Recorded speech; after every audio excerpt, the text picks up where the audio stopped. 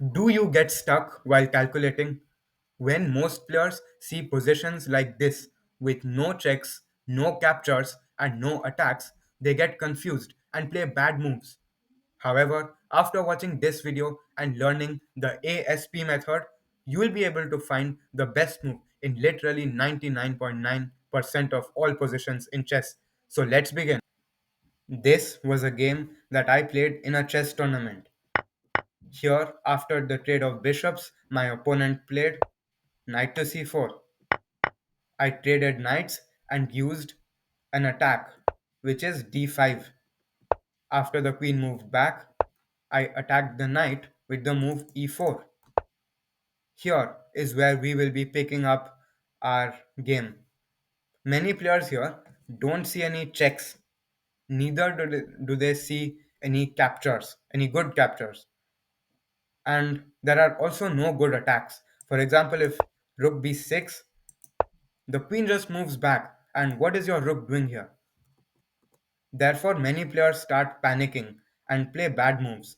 This is where the ASP method comes in. A stands for activate your pieces and is the highest in priority. The second in line of priority is S, which stands for stop opponent threats. Then there is P, called pawn play, which is basically pawn breaks and moving your pawns with a goal in mind. Here I ask myself, what is my opponent's threat? Well, their threat is to play the move c4 to attack my pawn here and to open up the c file so that their rooks can come to the c file and attack me. However, unfortunately, I could not find a good way to prevent c4, as if I played c6, this rook is kind of stuck. Therefore, since I couldn't find any ways to activate my pieces or to stop the move c4, I looked at pawn breaks and played f5, which is a common idea in King's Indian defense positions like this. And my plan is to play the pawn break, g5, and f4, as if my pawns land on these two squares, then I may have an attack on the white king. Here my opponent played the best move, which is c4, and I expected this move. Now let's use the ASP method to determine what the best move is. Activate. How do I activate my pieces? Now I played rook b6. But why didn't I play rook b6 there? Well, that's because I wasn't clear what my plan was. But now I have a plan. After the queen moved back, now I was stuck in a dilemma. What do I play now? I asked myself, how can I activate my pieces? And I couldn't find any good way. I uh, I calculated pawn takes, but after knight takes, white has a good position due to this active knight. And what about stopping opponent's threats? My opponent's plan was to take on the d5 square, which would weaken my c file, and my opponent's rooks would come to the c file to attack my queen side. Therefore, I played the third option, which is ASP. P stands for pawn breaks. I played pawn to c5. Doesn't that just look like a free pawn? Well, here's the thing. This is an activating move and a pawn break at the same time. If the white pawn captures, look at this bishop. Now this bishop is active and I can capture the b2 pawn, applying a lot of pressure on white's second rank. I'll win these pawns soon and I'll probably win the game due to the weakness of the second rank and the activity of this rook here. However, my opponent didn't play this. My opponent captured the d5 pawn. Here I took, and then can you guess what move I played? Which is not the best move according to the engine, but from a human perspective, it is the best move. I used the ASP method to activate my rook on the c8 square. After knight to c4, I realized, wait, this rook right here isn't doing anything. How can I improve it? Rook to b5. Now again, Leaches says that this is a mistake, but from a human perspective, it makes sense. After a4, I simply took, and here I am winning due to the extra pawn that I have. After queen b3, lining up the queen against my king, let's say I play a random move, like let's say I play this. Then white goes knight to e3, and this rook is gone because it's pinned to the king. So what did I play? I can't activate my pieces because again, if I go here, this rook is gone. If I capture, knight b6, and this rook is gone due to this discovered attack. There's no way to activate my pieces, so I played a stopping move to stop my opponent's threat.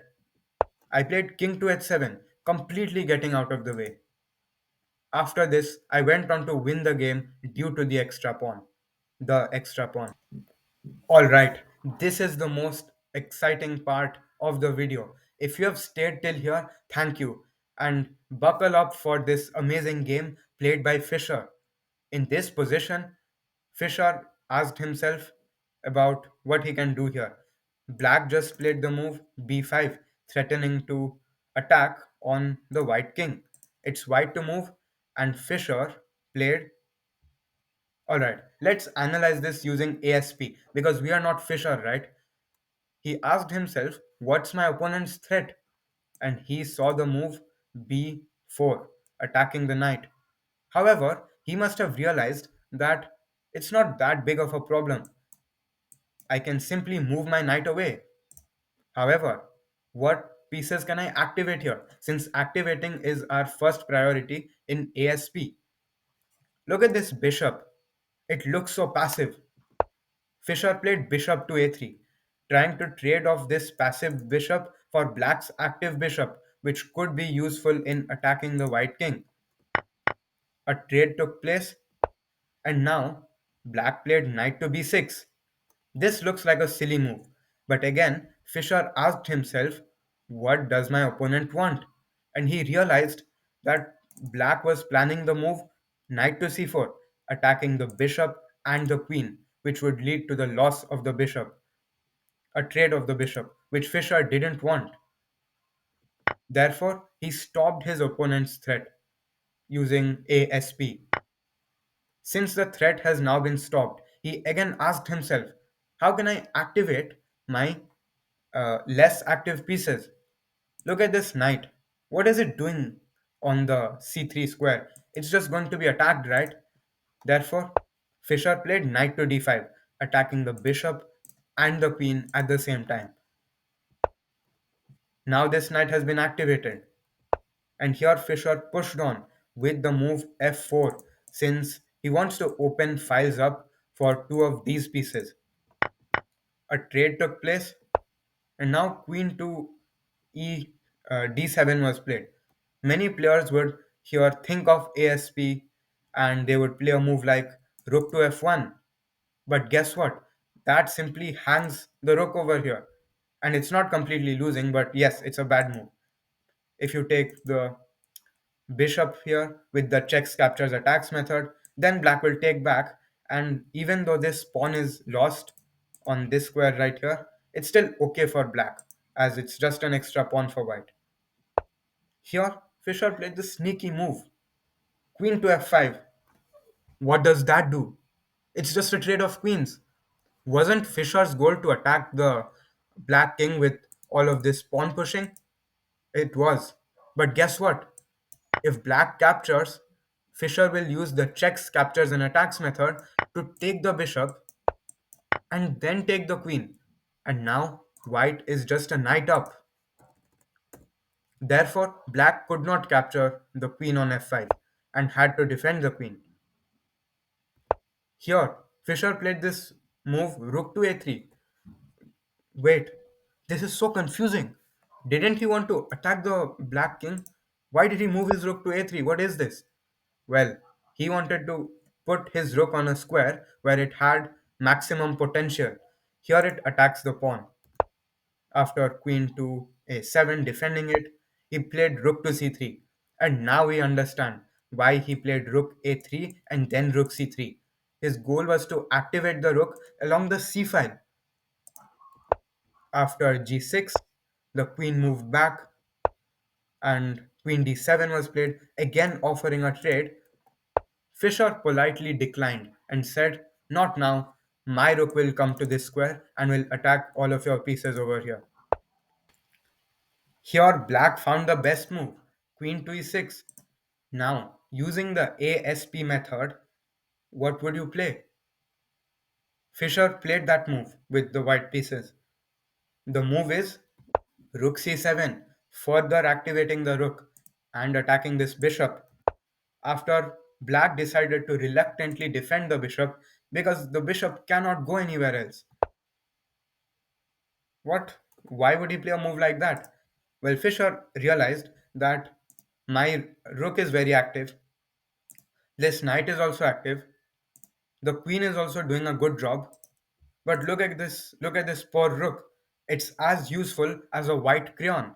It isn't doing anything here. Therefore, let me vacate the d5 square and then move that rook to the d5 square.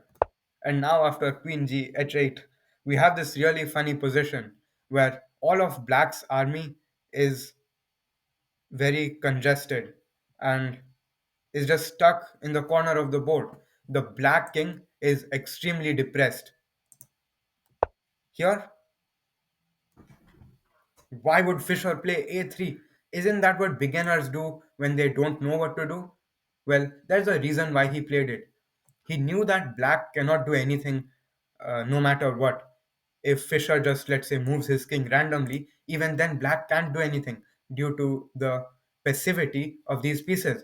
Therefore, Fisher decided to make some breathing room for his king on the h2 square to not get back rank mated. After h6, black tried to open up the queen by capturing the pawn on g5. Fischer calmly took and then said, "Listen, I'll play h5. Why? Because I want to activate my pieces. If you don't play h5, what will you do exactly? This pawn is being attacked." Okay, anyways, h5. Fischer said, "Listen, if you take, I'll take with the rook.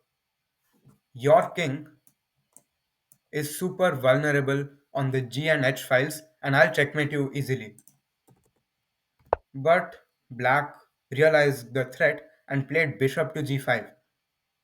Now, this is the point where checks captures attacks method comes in. I've made several videos about them. You can find them in the calculation playlist on my channel. Here, white captured. What is the point of capturing though? Won't Fisher just lose a knight? Well, this was his plan. If the bishop would have taken, he calculated that after pawn takes, by the way, he did all of these calculations using checks, captures, and attacks, and he even practiced a lot of tactics. So make sure you learn checks, captures, attacks after this video in case you don't know it. So the pawn took here, and basically, if the rook takes, Fisher will capture, and then he will attack the queen, which is defending this bishop. If the queen moves to a square like g7, then the bishop will be taken. However, after queen f6, can you find the tactic which will end the game? The move is rook to f5, attacking the bishop and the queen. Even though the material is approximately equal, oh, actually, black will just lose the queen, right? Because, uh, yeah, there's a pin here. And now we see why this a3 move was useful. If queen takes, then this would have been a checkmate because the king wouldn't have had a square. So Fischer was really, really good at calculating, which is why you should practice tactics. Anyways, in the game, black took back the pawn, and now Fischer played queen to b3, lining up the queen against the black king. This hangs the knight in three different ways, but it doesn't matter how you take. So, for example, black took with the rook. Fischer asked himself, Checks captures attacks. How can I deliver a check to my opponent? He saw rook to e5. Checking. This is called a discovered check. And attacking the rook at the same time. Black wanted to defend the rook. However, after takes, takes, black resigned because there's simply a mate in 2 here. Can you find the checkmate in 2? Well, it starts with queen e6 and there's just mate no matter what you do. Thanks for watching the video. In this video, you learned the ASP method, which stands for activate your pieces, stop your opponent's threats, and use pawn breaks or pawn pushes to expand on any side of the board or to attack your opponent. Train to win a few seconds ago weren't enthusiastic enough, so train to win. Bye.